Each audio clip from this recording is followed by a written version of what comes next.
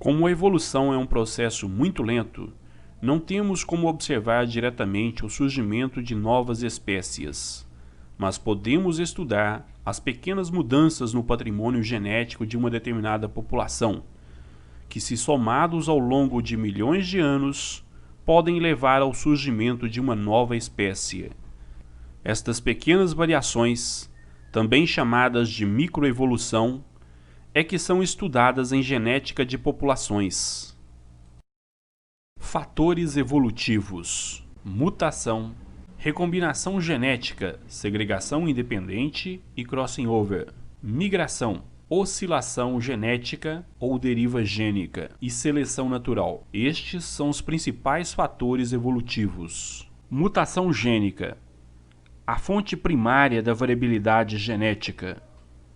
As mutações gênicas originam-se através de alterações na sequência de bases nitrogenadas de um determinado gene durante a duplicação da molécula de DNA.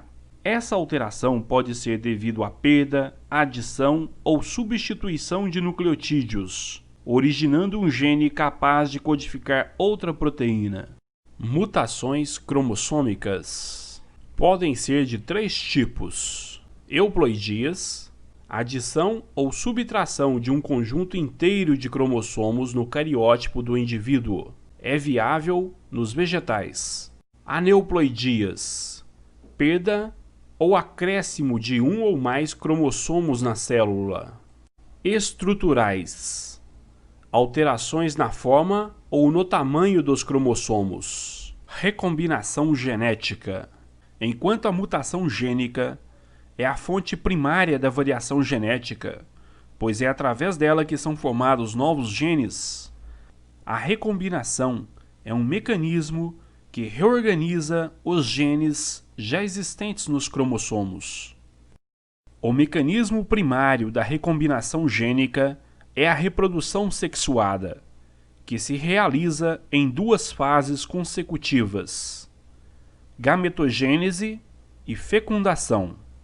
Durante a gametogênese, a célula germinativa diploide sofre meiose, produzindo 4 gametas. Como se sabe, durante a meiose, os cromossomos segregam-se independentemente, o que possibilita grande número de combinações entre os cromossomos, dando origem a vários tipos de gametas.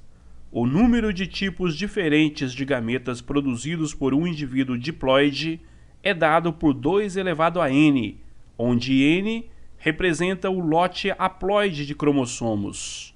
Na espécie humana, em que n é igual a 23 pares de cromossomos, o número de gametas diferentes produzidos por um indivíduo é dado por 2 elevado a 23, que é igual a 8.388.602, número válido tanto para o homem quanto para a mulher. O número de encontros possíveis entre esses gametas na fecundação é 8.388.602 elevado ao quadrado, cujo valor aproximado é de 70 trilhões de zigotos possíveis.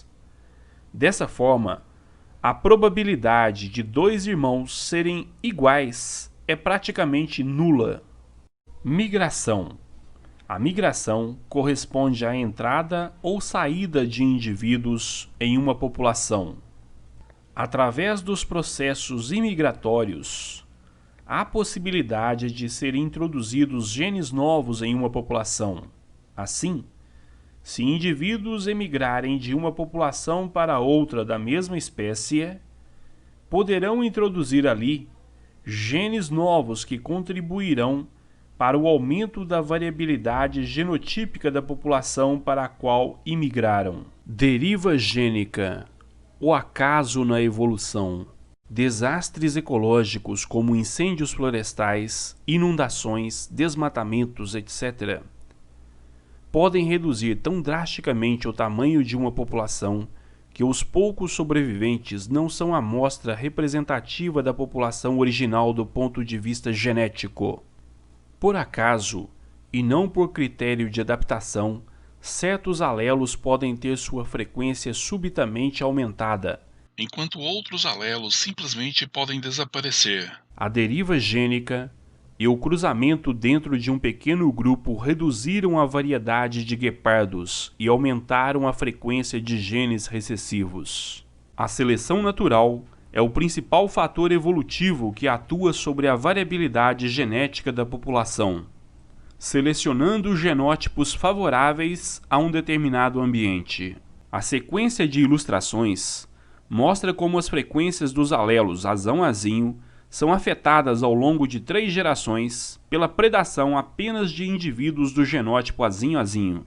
A seleção natural é o principal fator evolutivo que atua sobre a variabilidade genética da população, selecionando genótipos favoráveis a um determinado ambiente. Melanismo industrial.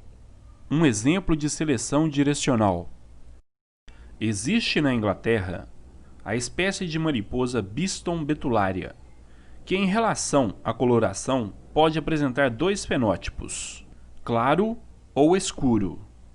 Antes da industrialização, a maioria destas mariposas apresentavam coloração esbranquiçada, sendo raras as de coloração escura, pois, em locais não poluídos, ao pousarem sobre os troncos cobertos por líquens, as mariposas claras são praticamente invisíveis, enquanto que as mariposas de coloração escura ficam destacadas nesses troncos, tornando assim presas fáceis de seus predadores. Com a Revolução Industrial, os líquens morreram devido à fumaça e à fuligem lançada pelas fábricas.